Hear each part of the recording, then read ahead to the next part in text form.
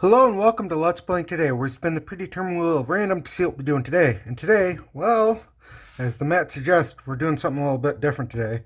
But not too far off. It is pertaining to Yu-Gi-Oh!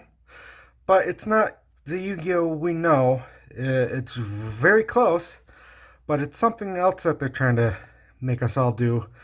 And it's tied into their nice mobile app game. It's Yu-Gi-Oh! Speed Duels. So yes, I have one of what I currently know of as today, or as of this date, three different decks. This was one of two, well, sets of decks that came out. This one featuring Yugi, Pegasus, and Ishizu. The other one I know features Seto, and I can't remember the other two right off the top of my head. But I know it was Yugi and Seto. They first started with those two, and I've since seen a third one that I think has Rex and Weevil. So just two, which I find is weird that they started doing. The first two were a set of three decks, but the next one was just two. But as Speed Duel, it pertains to kind of what they've done in the Vrain series, which I don't think they've started translating yet, doing speed duels, but you can probably find it most definitely relates more to their mobile game, Yu-Gi-Oh! Duel Links, where you use a deck of like 20 cards, and you get abilities to augment everything. Here you have the same thing.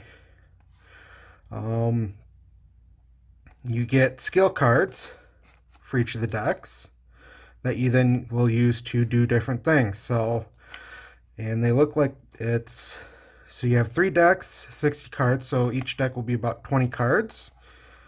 And then you're having your skill cards, whether those are added into or not. This also contains 3 ultra rare variant cards, okay, and then 9 skill cards and 1 double-sided deluxe game mat. So they're also advertising down below the Yu-Gi-Oh! Duel Links, which I didn't know was also on Steam. That's good to know. So yes, the skill cards are outside of that, so it's going to be a 20-card deck. Let's just get this opened up and see what we got inside. And then I'm going to have my friend Lunar come over and play around with these a bit with us. So, those are kind of adorable.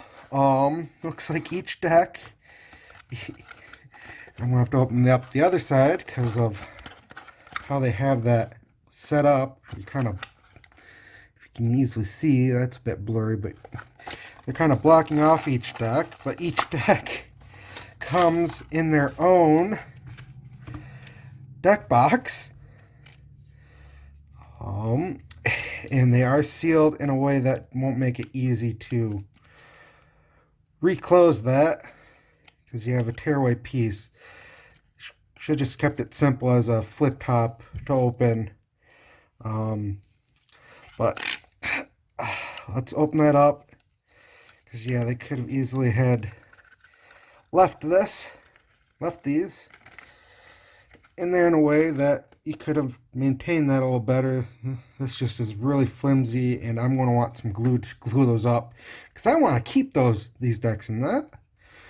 So we have our skilled cards, which look very weird and off-putting. So, Power of Dark, Destiny Draw, and Final Draw.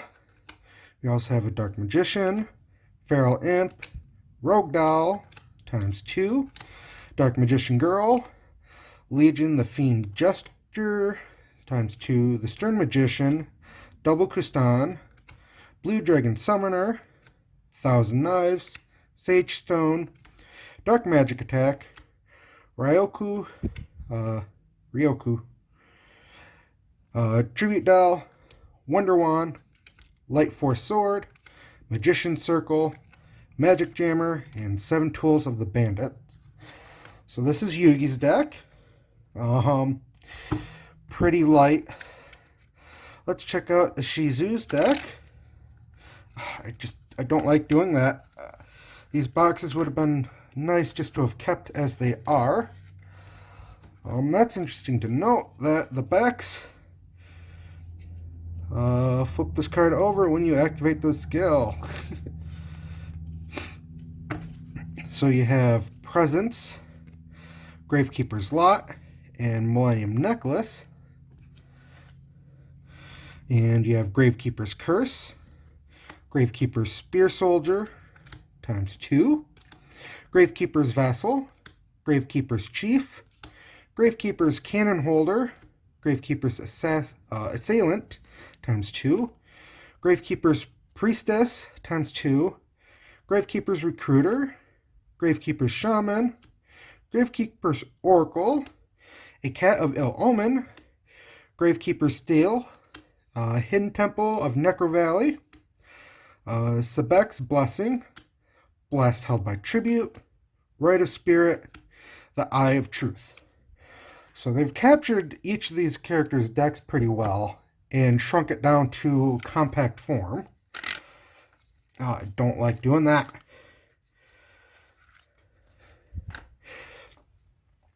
And then we have Pegasus's, so it's a Toon World, Mad Scan, and Millennium Eye.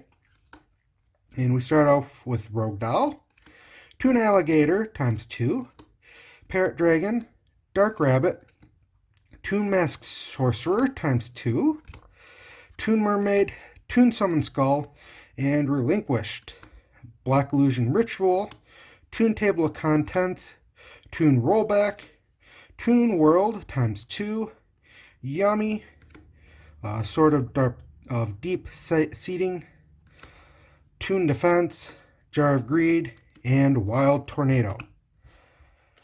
So those are fun and interesting to see. We have the game mat, which also shows, okay, so Seto's had Joey and Mai with him, which you would have thought they would have put Joey in with Yugi's. So on the back, you got the rules, explanation of attack versus attack and that, and how your skulls will work. And then you have the nice set. So yes, in speed duels, you only get three main monster zones and 3 spell and trap zones. You have your field zone, your extra deck, graveyard, and deck.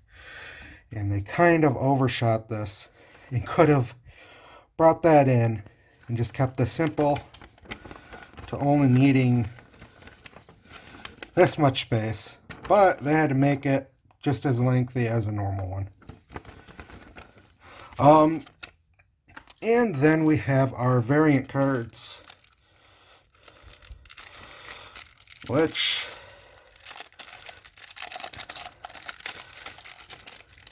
if I can get opened up, we have Shard of Greed, the Golden Apple, and Mimicat. Those are nice, shiny, almost hurting the eyes cards, which are cool. But yes, it's Konami trying to get a little more push for their app game in my eyes, by getting us to play it in the real world. Find it interesting. I like the aspect of incorporating the skill cards, although I know how some of those skills work, and they don't translate into a competitive game easily without overpowering. I haven't read what these ones do specifically, but I'm sure they're close to.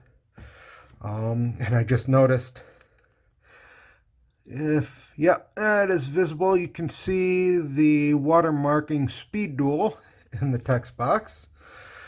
I think that's going to be on just about every card. I know they have booster packs specifically around this stuff that probably contains the same type of cards. A lot of reprinting of cards, a lot of basic cards, tooled for this style of dueling. I think in this style of dueling you also start with only like 4,000. Let's see if I can quickly pull that out. Yes, each player begins with the 4,000 life points, so 4,000 instead of the 8,000. So they're trying to really pull in how fast stuff gets played, and kind of hitting a slight reset button to the game, because I'm sure you can use just about any cards. I'm certain you can take any of these cards and play them in the normal game.